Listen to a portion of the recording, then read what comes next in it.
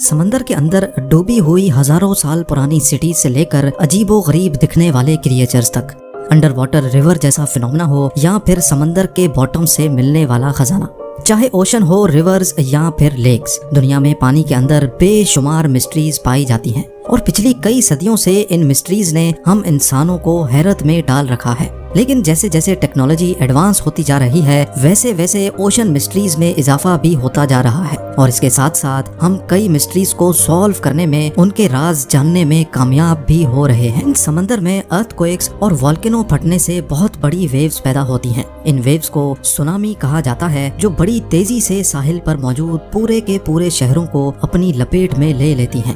ٹونگا کے کیپٹل نوکو الوفا کے ساحل سے 65 کلومیٹر دور ایک انڈر واٹر والکینو ہے جس کو ٹونگا والکینو کہا جاتا ہے۔ جنوری 2022 میں یہ والکینو پھٹنے سے ایک خوفناک سونامی نے جنم لیا جو صرف 20 منٹ کے اندر اندر ساحل تک پہنچ گیا، اور اس کی شدت اتنی زیادہ تھی کہ 2000 کلومیٹر دور نیوزی لینڈ میں بھی اس کو محسوس کیا گیا۔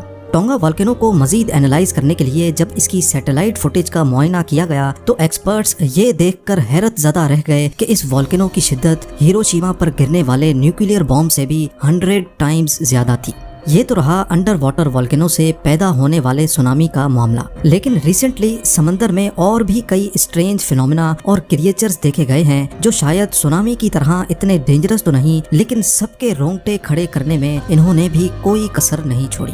تو آئیے شروع کرتے ہیں۔ نمبر 8، سمندر کے باٹم پہ ہزاروں نہیں لاکھوں تباہ شدہ ڈوب جانے والی شپس کا ملبہ موجود ہے۔ ان میں سے زیادہ تر کو تو ہم آج تک نہیں ڈھونڈ سکے کیونکہ ان کی لوکیشن اور گہرائی اتنی زیادہ ہے جہاں انسانوں کا پہنچنا پاسبل ہی نہیں ہے۔ لیکن وقت کے گزرتے نئی ڈائیونگ ٹیکنالوجیز کی مدد سے ہم زیادہ سے زیادہ شپ ریکس ڈھونڈنے میں کامیاب ہوتے جا رہے ہیں۔ ایئر 1901 میں گریس کے ایک آئی لینڈ اینٹی کتھیرا کے قریب ڈیپ سی ڈائیورز کو ایک شپ کا ملبہ ملا۔ اس ملبے سے ان کو جو کچھ ملا اس نے ہمارے ہیومن ہسٹری کے کانسیپٹ کو ہی بدل کر رکھ دیا۔ شپ کے اس ملبے میں ایک بکسا بھی موجود تھا جس میں ماربل اسٹیچوز، وازز یعنی گلدان، جولری، اینشینٹ کوائنز اور ایک زنگ شدہ میٹل کا ٹکڑا بھی ملا۔ باقی سب چیزیں تو سمجھ آ رہی تھیں، لیکن میٹل کا یہ غیر معمولی ٹکڑا کافی عجیب لگ رہا تھا۔ جب اس پر مزید ریسرچ کی گئی تو ایک ایک کر کے ساری حقیقت کھل کر سامنے آنے لگی۔ شپ ریک میں موجود اسٹیچوز اور کئی جگہ پر رائٹنگ دیکھ کر اندازہ لگایا گیا کہ یہ اینشینٹ گریس کے دور میں تباہ ہوا تھا، لیکن ایکسپرٹس اور ریسرچرز یہ دیکھ کر حیرت زدہ رہ گئے کہ لوہے کا یہ اجنبی ٹکڑا کوئی معمولی چیز نہیں تھی، بلکہ یہ اینشینٹ گریکس کا ایک کمپیوٹر ہوا کرتا تھا۔ اس میں بہت سارے گیئرز لگے تھے جس کے چھوٹے چھوٹے دانت بڑی مہارت سے بنائے گئے تھے۔ یہاں آپ کو یہ بھی بتاتے چلیں کہ آج کل کی ماڈرن مشینری کی مدد سے ہی گیئرز کے ایسے دانت بنانا بڑی مہارت کا کام ہوتا ہے۔ یہ اینشینٹ کمپیوٹر دوران سفر شپس کو چاند اور ستاروں کی لوکیشن بتاتا تھا، اور اس کے علاوہ یہ فیوچر کی ڈیٹس میں بھی چاند کی پوزیشن کو پریڈکٹ کرتا تھا۔ اب سوال یہ ہے کہ اس دور میں شپ کیپٹنز کو چاند کی لوکیشن پریڈکٹ کرنے کی آخر کیا ضرورت تھی؟ اصل میں چاند کی گریویٹیشنل پل کی وجہ سے سمندر میں لہریں پیدا ہوتی ہیں۔ ان لہروں میں کیپٹن کو شپ کنٹرول کرنے میں کافی پرابلم ہوتی تھی، اسی وجہ سے وہ کوشش کرتے تھے کہ اپنا سفر تب کنٹینیو کیا جائے جب چاند سمندر کے اوپر نہ ہو۔ یہی وجہ تھی کہ 2000 سال پہلے اینشینٹ گریکس یہ خاص میکینیکل کمپیوٹر استعمال کیا کرتے تھے۔ نمبر 7، آسٹریلیا کے ایک آئی لینڈ نیو گینی سے 1800 کلومیٹرز دور سمندر کا یہ حصہ اپنے اندر اتحاد کی کئی تلخ یادیں چھپائے بیٹھا ہے۔ چک لگون کے نام سے جانا جانے والا یہ سمندر کا وہ حصہ ہے جس کے باٹم پر بے شمار fighter jets, ships, tanks, trucks اور آرٹلری شیلز کا ملبہ موجود ہے۔ یہ سب دیکھ کر ڈیپ سی ڈائیورز کو ورلڈ وار 2 کا وہ دن یاد آتا ہے جب امریکہ نے آپریشن ہیل اسٹون کر کے جاپان کی 40 warships, 2 light cruisers, 4 destroyer ships, 9 auxiliary ships, 2 درجن سے زیادہ کارگو ویسلز اور 250 ایئر کرافٹس کو تباہ کر دیا تھا۔ آج بھی چک لگون کو انڈر واٹر گریو یارڈ کے نام سے یاد کیا جاتا ہے، جہاں صرف چند ہی گھنٹوں میں ہزاروں جانیں سمندر کی نظر کر دی گئی تھی۔ نمبر 6، انٹارکٹیکا میں جمے ہوئے اوشن کے نیچے موجود یہ یاٹ ایک فلم کی شوٹنگ کے دوران طوفانی لہروں میں ڈوب گئی تھی۔ انٹارکٹیکا کے میکسویل بے میں ایک برازیلین جرنلسٹ اس یاٹ میں 4 فلم کریو کے ساتھ آئس برگ سے ہوتا ہوا ایک فلم کی ڈاکیومنٹری کی شوٹنگ کے مقصد سے گزر رہا تھا۔ تبھی ان کا راستہ تیز طوفانی لہروں نے روک دیا۔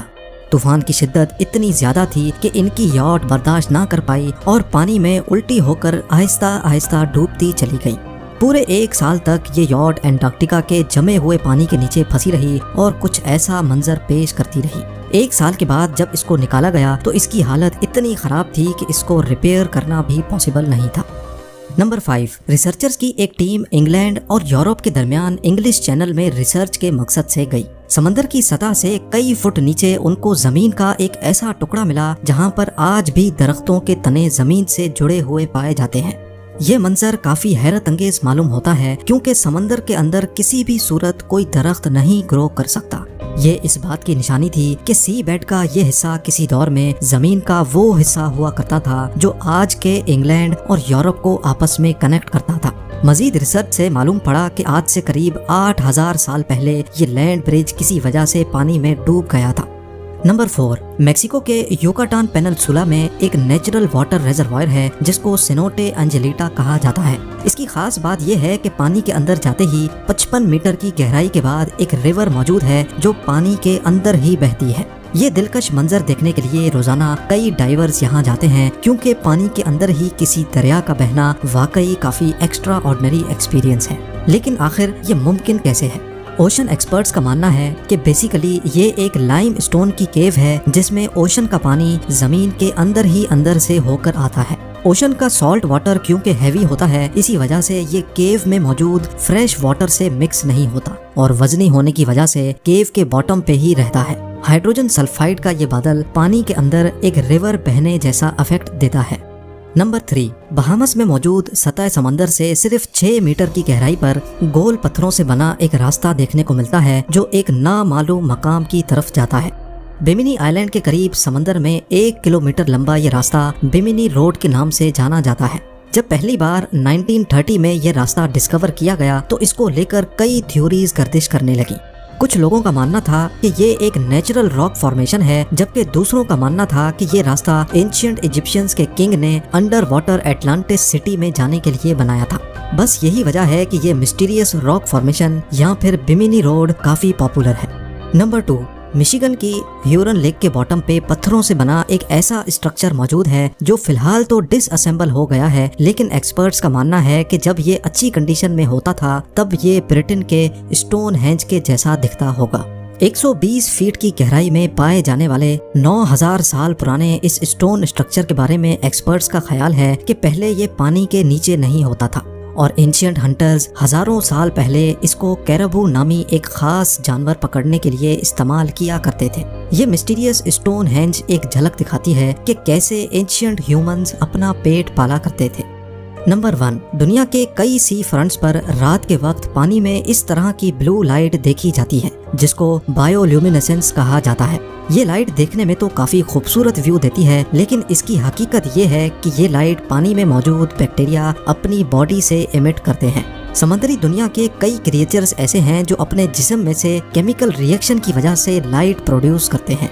ये लाइट इतनी धीमी होती है कि इसको सिर्फ रात के अंधेरे में ही देखा जा सकता है। एक्सपर्ट्स का मानना है कि लाइट प्रोड्यूस करने वाले बैक्टीरिया इंसानों और आसपास की मछलियों को नुकसान भी पहुंचा सकते हैं। कि ये वीडियो भी आप लोग भरपूर लाइक और शेयर करेंगे। आप लोगों के प्यार भरे कमेंट्स का बेहद शुक्रिया। मिलते हैं अगली शानदार वीडियो में।